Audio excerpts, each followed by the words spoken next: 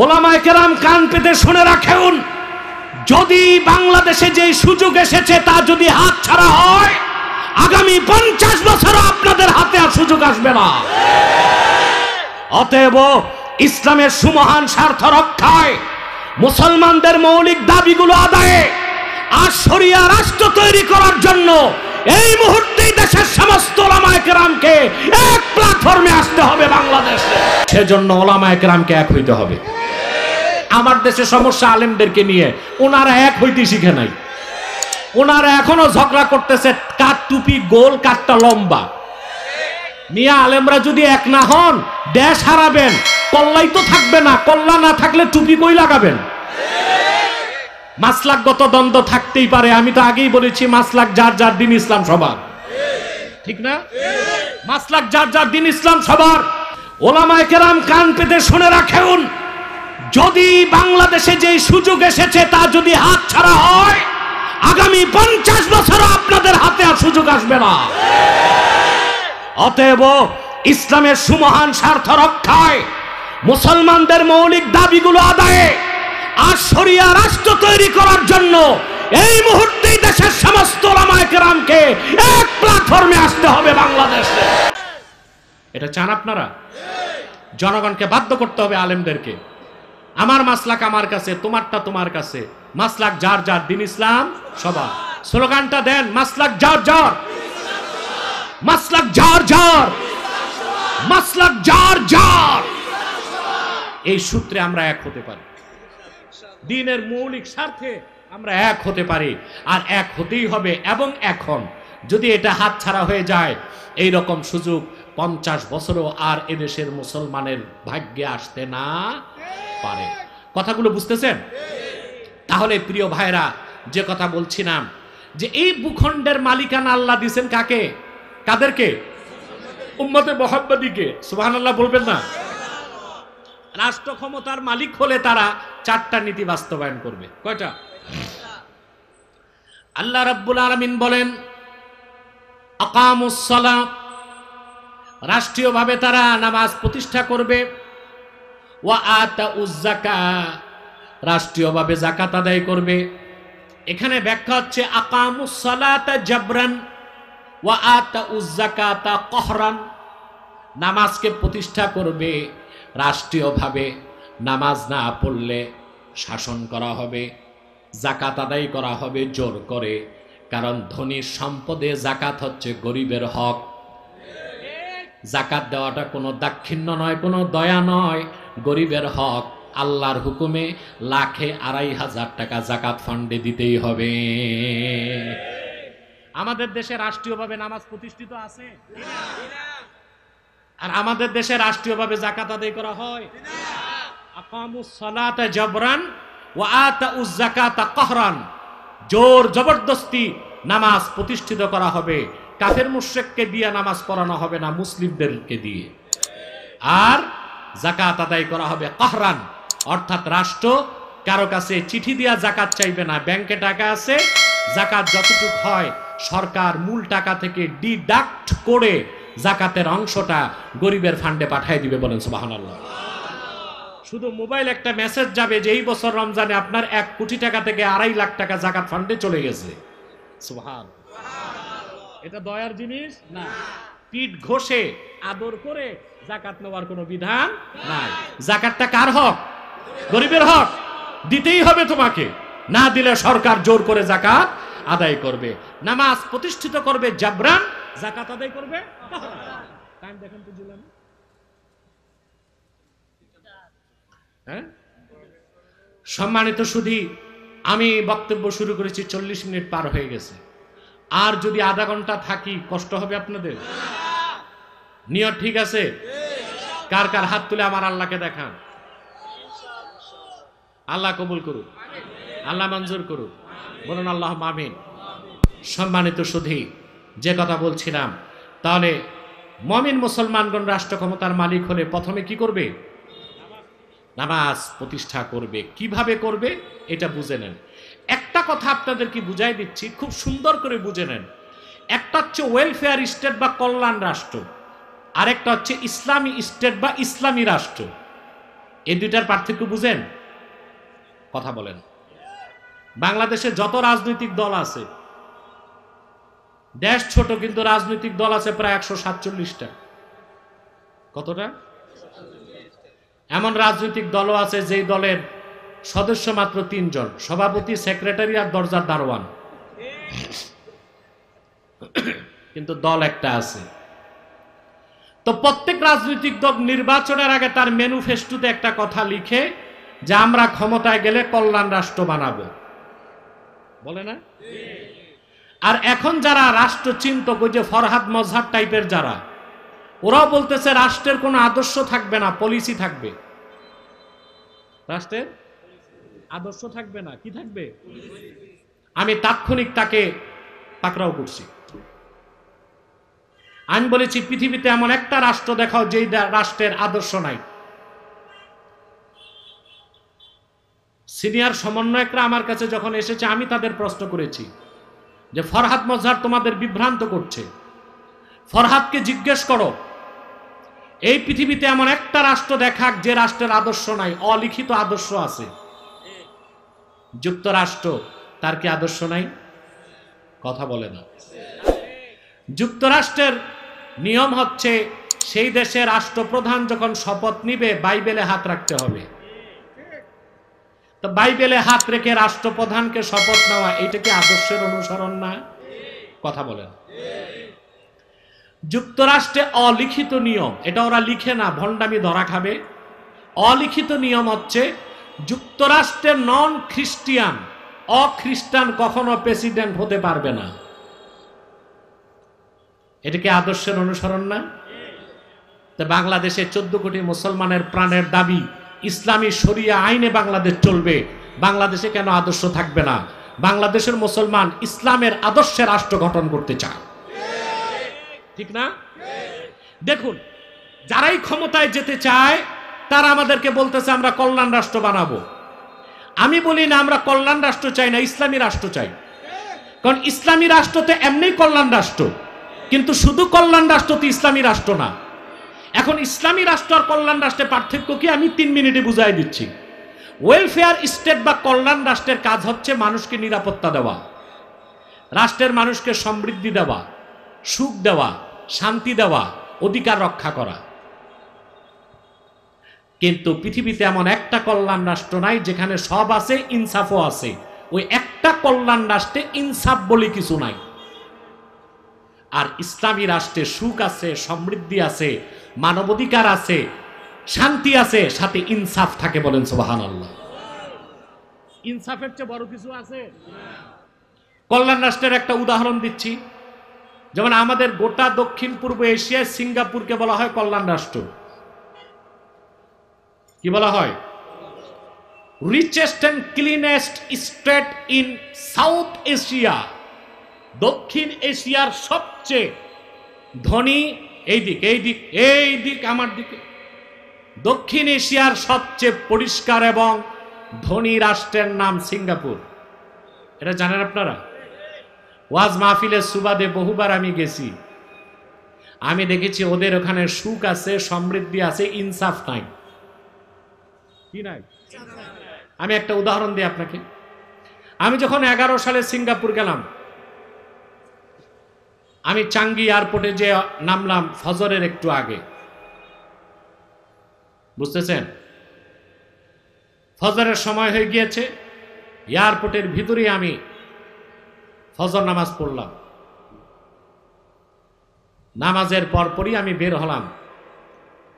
এয়ারপোর্টের বাইরে যেয়ে দেখি কার পার্কিংয়ে এক বৃদ্ধা মহিলা জুসের প্যাকেটগুলো টোকাচ্ছে। কথা বুঝতেছেন? ফজরের পরপর তা আমি দেখলাম মহিলা খুবই বৃদ্ধা, তবে চাইনিজ প্যান্ট শার্ট পরা। আমি যে তাকে জিজ্ঞেস করলাম যে আপনার বয়স কত? বলে 97 বছর।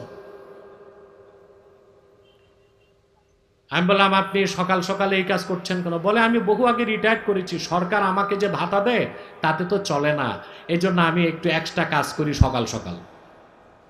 আমি অবাক হয়ে গেলাম, যে সিঙ্গাপুর একটা কল্যাণ রাষ্ট্র, সেখানে 97 বছরের বৃদ্ধাকে কাজ করতে হয়, এর চেয়ে তো বাংলাদেশই ভালো। এই বয়সের নানি দাদিকে নাতিরা কাঁধে চড়ায়। এখন আসেন, কল্যাণ রাষ্ট্র বানাইছে ওরা, ইনসাফ নাই। 97 বছরের বৃদ্ধাকে টোকাইয়ের কাজ করতে হয়। আর সিঙ্গাপুরের প্রধানমন্ত্রীর বেতন হচ্ছে $2.25 মিলিয়ন। কত?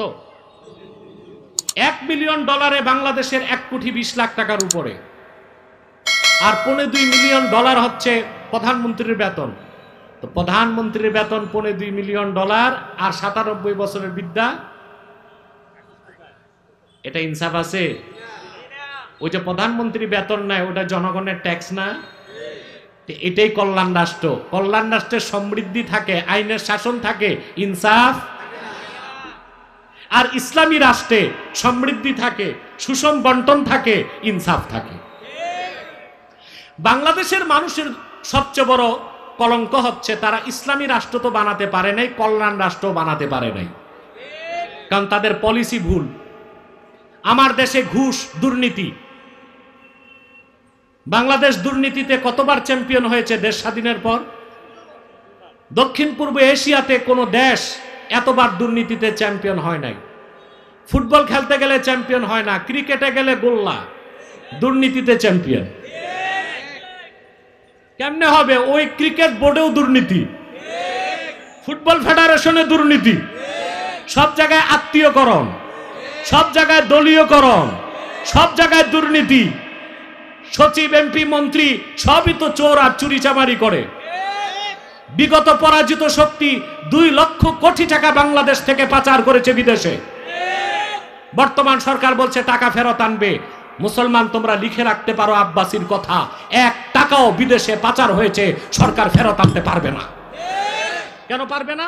যারা দেশ থেকে টাকা পাচার করছে ওরা ছিল ছোট চোর, আর যাদের কাছে টাকা পাঠাইছে ওরা হচ্ছে বড় চোর। বড় চোর কখনো ছোট চোরদের টাকা ফেরত দেয় না। এই যে টাকা ফেরত আনবে, অর্থ উপদেষ্টা বলতেছে এটা হচ্ছে আইওয়াশ, আমাদেরকে সান্ত্বনা দিচ্ছে। বাংলাদেশের মানুষ বাচ্চা না, বাচ্চাদেরকে মোয়া আর চকলেট দিয়া সান্ত্বনা দেওয়া যায়। এদেশের মুসলমান বাচ্চা না, এদের বিবেক বুদ্ধি আছে, 1 টাকাও ফেরত আসবে না। ভবিষ্যতে রাষ্ট্র ক্ষমতায় যে আমার বাঙালির রক্ত পানি করা ঘামের পয়সা যেন বিদেশে কেউ পাচার করতে না পারে, সেজন্য কঠিন আইনের ব্যবস্থা করতে হবে। সেটা করলে কাজ হবে। যেটা গেছে এটা ফেরত আসবে না। ভবিষ্যতে যেন কেউ ক্ষমতায় যে আমার দেশের জনগণের টাকা চুরি করে বিদেশ পাচার করতে না পারে, সেজন্য আমাদের আইন করতে হবে। আর প্রচলিত আইনে তা হবে না, সেটাও শরিয়া আইন লাগবে। কারণ শরিয়া আইনে চোরের শাস্তি হাত কাটা। চোরের শাস্তি কি? যারা শেয়ার ব্যবসা কেলেঙ্কারি করেছে, যারা বাংলাদেশ ব্যাংকের টাকা চুরি করেছে, যারা পদ্মা সেতুর টাকা চুরি করেছে, যত দুর্নীতিবাজ কর্মকর্তা ছিল, শরিয়া আইনে চোর হিসেবে তাদের হাত কেটে দাও। সামনে যারা ক্ষমতায় আসবে দুর্নীতি করার আগে 7 গ্লাস পানি খাবে, ঠিক না? অথবা রাষ্ট্র তৈরি করতে হবে তোমাদের ফর্মুলায় না, নতুন বাংলাদেশ তৈরি করতে হবে আলেম ওলামার ফর্মুলায়। তাইলেই বাংলাদেশের এই বিজয়কে ধরে রাখা সম্ভব হবে। তাহলে আমরা কল্যাণ রাষ্ট্র চাই না ইসলামী রাষ্ট্র? জোরে বলতে হবে। কারণ ইসলামী রাষ্ট্র এমনিতেই কল্যাণ রাষ্ট্র, কিন্তু কল্যাণ রাষ্ট্র ইসলামী রাষ্ট্র হয় না, কোনোদিনও হবে না যদি ইমানদাররা রাষ্ট্র ক্ষমতায় না যায়। আর সেই কল্যাণ রাষ্ট্রে কোনোদিনও ইনসাফ থাকতে পারে। আমেরিকাকে কল্যাণ রাষ্ট্র বলা হয়, হয় না? আমেরিকা কি ইনসাফ আছে? যখন তখন শ্বেতাঙ্গরা কৃষ্ণাঙ্গদেরকে গুলি করে হত্যা করে। ইউরোপে কল্যাণ রাষ্ট্র ধরা হয় সুইজারল্যান্ড, হল্যান্ড, গ্রিনল্যান্ড, ফিনল্যান্ড, এগুলোকে বলা হয় কল্যাণ রাষ্ট্র। আপনি একটু ইন্টারনেট সার্চ দিয়ে দেখেন, ইউরোপের কল্যাণ রাষ্ট্রগুলোতে জনগণ ট্যাক্স দেয় 50%। অর্থাৎ যার 1 লাখ টাকা ইনকাম, 50,000 টাকা সরকারের কোষাগারে দিয়ে দেয়। ইসলাম এটাকে সমর্থন করে না। আপনার রক্ত পানি করা ঘামের পয়সা অর্ধেকটাই আপনি সরকারকে দিবেন, আর সরকার ওইটা দিয়ে কল্যাণ রাষ্ট্র বানাবে। এই কল্যাণ রাষ্ট্রের কোনো দরকার। তাহলে মুসলমান ভাইয়েরা, যারা এখন কল্যাণ রাষ্ট্রের স্লোগান দিচ্ছে, কল্যাণ রাষ্ট্রের মাধ্যমে সমাজ ইনসাফ কায়েম হয় না। 100% ইনসাফ, সুষম বন্টন, ট্রান্সপারেন্সি, স্বচ্ছতা, আইনের শাসন আর ইনসাফ যদি পেতে চান কোরআন সুন্নাহর আলোকে শরিয়া রাষ্ট্র বানাতে হবে। এটা আপনারা চান? এটা দেশের সমস্ত আলেমরা যদি একমত হয় আর এক প্ল্যাটফর্মে আসে, এই সুযোগে বাংলাদেশকে একটি ইসলামী শরিয়া আইনে পরিচালিত রাষ্ট্র বানানো সম্ভব। যদি এই সুযোগটা হাতছাড়া হয়ে যায়, আলেমরা 50 বছরও এই সুযোগ আর পাবে বলে আমার মনে হয় না। ঠিক কিনা বলে?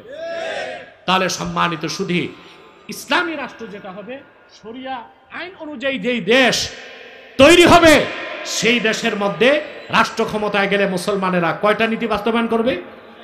আকামুস সালাহ, নামাজকে প্রতিষ্ঠা করবে জাবরান, ওয়া আতাউজ যাকাত, যাকাত আদায় করবে কাহরান। অর্থাৎ যেই দেশে ইসলামী রাষ্ট্র প্রতিষ্ঠিত হয়ে যাবে, রাষ্ট্র তার রাষ্ট্রীয় তত্ত্বাবধানে নামাজ প্রতিষ্ঠা করবে। অর্থাৎ যারা নামাজ পড়বে না মুসলিম, তাদেরকে শাস্তির আওতায় আনা হবে। আমাদের দেশে বেনামাজি শাস্তি আছে? কথা বলেন। রাষ্ট্র যদি কোরআন সুন্নাহর আইনে দেশে নামাজ কায়েম করে, মানুষগুলো চরিত্রবান হয়ে যাবে, হবে কি না? এখন মানুষ চরিত্রবান হয় না কেন? আমাদের দেশে কর্মকর্তারা পড়াশোনা কিন্তু কম নাই। যে লোকটা সচিব হয়েছে সে কম পড়ছে? কথা বলে না। কত পড়তে হয় জানেন? এসএসসি, এইচএসসি, মাস্টার্স, অনার্স, তারপর বিসিএস ক্যাডার, তারপরে চাকরি।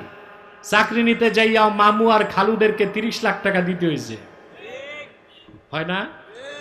তারপরে একটা লোক চাকরি পায়, 26 বছর চাকরি করলে সে হয় পূর্ণ সচিব। কত বছর? আপনি খোঁজ নিয়ে দেখেন, বাংলাদেশে একজন পূর্ণ সচিবের স্কেল বা বেতন হচ্ছে মাত্র 78,000 টাকা। কত?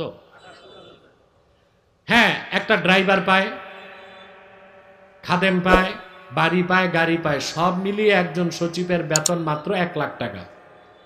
তেলক তো 30 লাখ টাকা ঘুষই দিছে, মাসে পাবে 1 লাখ টাকা। তার ঘুষ তুলতেই তো 30 মাস।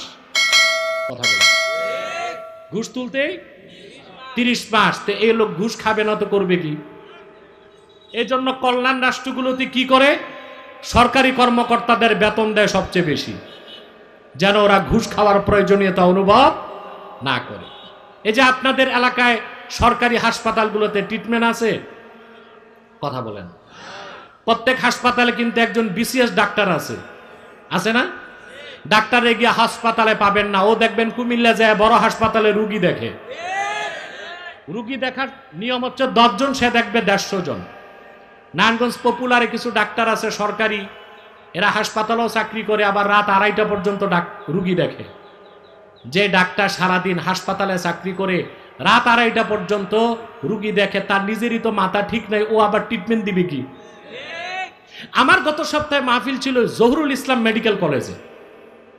আমি ছাত্রদেরকে জিজ্ঞেস করলাম, বিসিএস ডাক্তারের বেতন কত? বলে হুজুর মোটে 26,000 টাকা। এখন 26,000 টাকা সরকার যে ডাক্তারের বেতন দিবে, ওই ডাক্তার তো এক্সট্রা রুগী দেখবেই। কথা বলেন। আমি লন্ডনে দেখেছি, আমি 14 দিন ছিলাম, আমি কোনো ট্রিটমেন্ট পাই নাই। ওখানে ট্রিটমেন্টের নীতি খুব কড়া, আমাকে ওষুধ পর্যন্ত দেয় নাই, রেজিস্টার্ড হতে হবে, এই নিয়ম সেই নিয়ম। এর মানে ওই অবস্থা হয়েছে যে ডাক্তার আসতে আসতে রুগী মারা যাবে, ওই অবস্থা। আমি আর ওষুধ খেতেও পারি নাই, ওষুধ ছাড়া ছিলাম 1 সপ্তাহ, কিন্তু কন্ট্রোল করে ফেলেছি, খাবার দাবার ছেড়ে দিছি, কারণ আমাকে তো ওষুধ লাগবে। আর ওরা ওষুধ দিচ্ছে না, ওদের নিয়ম রেজিস্ট্রেশন করে ওষুধ দিতে হবে। আমি খোঁজ নিয়ে দেখলাম লন্ডনে একজন জিপি, জেনারেল ফিজিশিয়ানের বেতন হচ্ছে বাংলাদেশের 1,20,00,000 টাকা। জিপি, ছোট ডাক্তার, জেনারেল ফিজিশিয়ান, তার যে বেতন বাংলাদেশের 1,20,00,000 টাকার উপরে। ওই ডাক্তারটা কি আর এক্সট্রা রুগী দেখবে? কথা বলে না। ইনভেস্টিগেশনের নামে কমিশন খাবে, 10 জন রোগীর বেশি দেখবে। আমরা আসলে কিচ্ছু পাই নাই, না ইসলামী রাষ্ট্র করে পরকালে মুক্তির ব্যবস্থা করলাম, না কল্যাণ রাষ্ট্র বানাইতে পারলাম। আমরা এখনো যেই সেই আছি। অতএব যারা রাষ্ট্রচিন্তক নতুন বাংলাদেশ বানাতে চান, আপনাদেরকে যদি সত্যিকার অর্থে নতুন বাংলাদেশ গড়তে চান, সমৃদ্ধ বাংলাদেশ, দুর্নীতিমুক্ত বাংলাদেশ, শরিয়া রাষ্ট্র ছাড়া এটা সম্ভব নয়। সম্ভব? এটা সম্ভব নয়। সেজন্য আল্লাহ রাব্বুল আলামিনের নির্দেশ, মুসলিমগণ যদি জনপদের দায়িত্ব পায় তারা নামাজ কায়েম করবে। সরকারি কর্মকর্তা যারা নামাজের সময় সচিবালয়ের মসজিদে চলে যাবে, মন্ত্রীরা মসজিদে চলে যাবে। খেয়াল করতেছেন কথা? নামাজের সময় পুলিশ সুপার যখন মসজিদে ঢুকে যাবে, জেলা প্রশাসক মসজিদে ঢুকে যাবে, নামাজি হয়ে যাবে, তখন সেই জেলা প্রশাসক, পুলিশ সুপার, সচিব আমলা কামলা ঘুষ খেতে লজ্জা পাবে। কারণ আল্লাহর বিধান হচ্ছে মুমিনরা যদি নামাজ পড়ে, নামাজের কারণে পরকালে জান্নাত পাবে, দুনিয়ায় তারা পাবে একটা উন্নত চরিত্র। বলেন সুবহানাল্লাহ। আপনার সমাজের দিকে তাকায় দেখেন আল্লাহর কথাটা কত বাস্তব। বেনামাজি যত গুনাহ করে, নামাজিরা তো আর ফেরেশতা হয় না, গুনাহ করে কিন্তু পরিমাণে কম করে কিনা? কথা বলেন।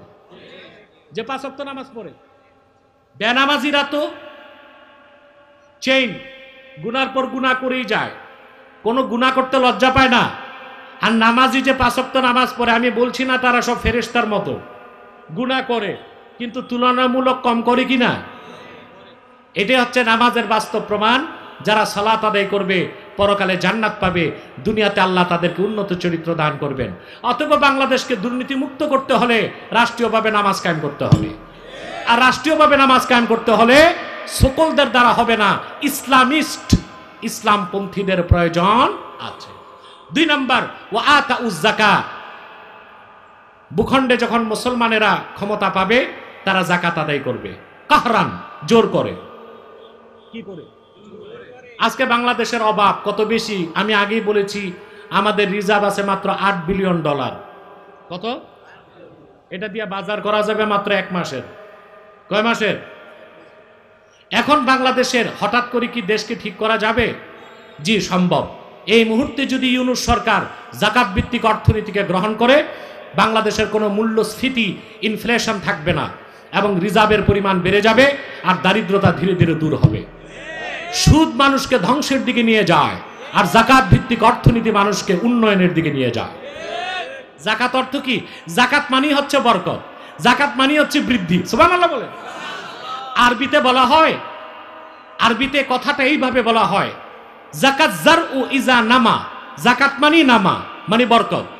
ফসল যখন প্রচুর হয় তখন আরবিতে বলা হয় ক্ষেত, ফসল যাকাত দিয়েছে, অর্থাৎ বরকত হয়েছে। এখন এখানে একটা আপনারা প্রশ্ন করতে পারেন, আমরা তো দেখি যাকাত দিলে সম্পদ কমে, তো যাকাত দিলে বাড়ে কেমনে? আপনার 1 কোটি টাকা ব্যাংকে আছে মনে করেন, এখন 1 বছর পার হলে হালাল টাকা যদি হয়, আপনি যাকাত দিবেন কত? আরে ভাই কথা বলেন। মহিলাদের কণ্ঠে না, মহিলাদের মতো না, পুরুষের কণ্ঠে বলেন, কত দিবেন? 2.5 লাখ টাকা দিবেন। 2.5 লাখ টাকা দিবেন। এখন আপনি যে 2.5 লক্ষ টাকা যাকাত দিলেন, তা আপনার হইল 97.5 লাখ, কমলো না? এর পরের বছর দিলেন আবার 2.5 লাখ, গেল 5 লাখ। এর পরের বছর আরো 2.5 লাখ, গেল 7.5 লাখ। এর পরের বছর আরো 2.5 লাখ, গেল 10 লাখ। তো 1 কোটি থেকে তো 4 বছরে যাকাত দিলেন কত? এমন একটা পাগলও পাবেন যে ব্যাংকে টাকা রেখে যাকাত দিবে শুধু, না ব্যবসায় খাটাবে? 1 কোটি টাকা ব্যবসায় যখন খাটাবে তার আসবে 20 লাখ টাকা মাস, যাকাত যাবে 2.5 লাখ করে, আর লাখ লাখ টাকা তার বাড়তে থাকবে। সুবহানাল্লাহ বলেন। এই জন্য যাকাত দিলে কমে না, বাড়ে। কয়েক বছর আগের তথ্য আমার কাছে আছে, বাংলাদেশ ব্যাংকের লিকুইড মানি, তরল টাকা হচ্ছে 10,000 কোটি টাকা। কত? এটাকে তরল টাকা কেন বলা হয়? Out of invest. এই টাকাটা কোনো ব্যবসা বাণিজ্যে লাগতেছে না, মানুষের দরকার নেই, টাকাটা রেখে দিছে। কিন্তু যদি বাংলাদেশে যাকাত ভিত্তিক অর্থনীতি থাকতো, 10,000 কোটি কি জমা থাকতো? কারণ প্রতি বছর সরকার যাকাতের অংশটা কেটে আলাদা করে নিত, তখন তো কোনো মানুষ টাকাটা ফেলে রাখতো না, ব্যবসায় খাটাতো। 10,000 কোটি টাকা যদি মাঠে ময়দানে লেগে যেত, কত লক্ষ মানুষের কর্মসংস্থান হতো, অর্থনৈতিকভাবে প্রবৃদ্ধির সূচক বাড়তো না, কমতো।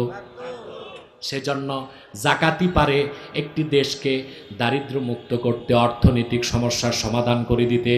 সেজন্য ইসলামী রাষ্ট্রে গভর্নমেন্ট যারা হবে তাদের দায়িত্ব নামাজকে কায়েম করবে, যাকাতকে আদায় করবে। 3 নাম্বার কাজ ওয়া আমারু বিল মারুফ, সৎ কাজে আদেশ করবে, ওয়া নাহাউ আনিল মুনকার, অসৎ কাজে বাধা দিবে, ওয়ালিল্লাহি আকিবাতুল উমুর। 3 নাম্বার কাজ সৎ কাজে আদেশ করবে। কি করবে? 4 নাম্বার কাজ অসৎ কাজে নিষেধ করবে। এখন সৎ কাজে আদেশ, অসৎ কাজে নিষেধ, এটার আবার 3টা স্তর আছে। কয়টা? 3টা শ্রেণী এই কাজ করবে। কয়টা শ্রেণী? 3টা শ্রেণী। উলামা, উমারা, আওয়াম। আল আমরু বিল মারুফ ওয়ান নাহয়ু আনিল মুনকার ওয়াজিবুন আলাল উলামাই বিল লিসান ওয়া আলাল উমারাই বিল ইয়াদি ওয়া আলা আওয়ামিন নাসি বিল কলবে। সৎ কাজে আদেশ, অসৎ কাজে নিষেধ আলেমদের উপর ওয়াজিব হচ্ছে মুখ দিয়ে। তারা ওয়াজ মাহফিলে মানুষকে সতর্ক করবে, খানকায় পীর সাহেব, মসজিদের মিম্বরে খতিব, ওয়াজের স্টেজে আলেম মানুষকে বলবে এটা সৎ কাজ করুন, এটা অসৎ কাজ বিরত থাকুন। আর শাসকদের কাজ হচ্ছে সৎ কাজ প্রতিষ্ঠায়, অসৎ কাজ নির্মূলে ফোর্স অ্যাপ্লাই করবে। আর সাধারণ জনগণের কাজ হচ্ছে সৎ কাজকে হৃদয়ে লালন করবে, অসৎ কাজকে বর্জন করবে।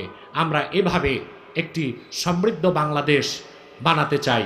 শরিয়া আইনের মাধ্যমেই ওই বাংলাদেশ যদি হয়, সেই দেশ একটা সমৃদ্ধ দেশ হবে, একটা স্বাধীন রাষ্ট্র হবে।